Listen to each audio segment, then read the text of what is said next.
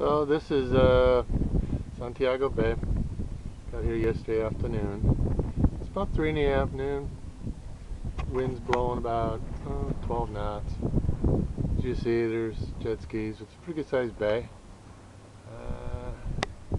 Got a number of boats here. I got here as the only boat in the place. A lot of condos on the beach.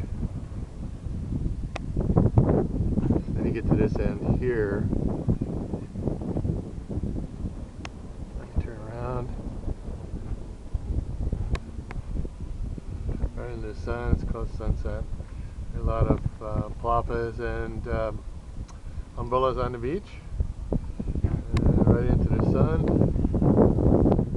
Come around.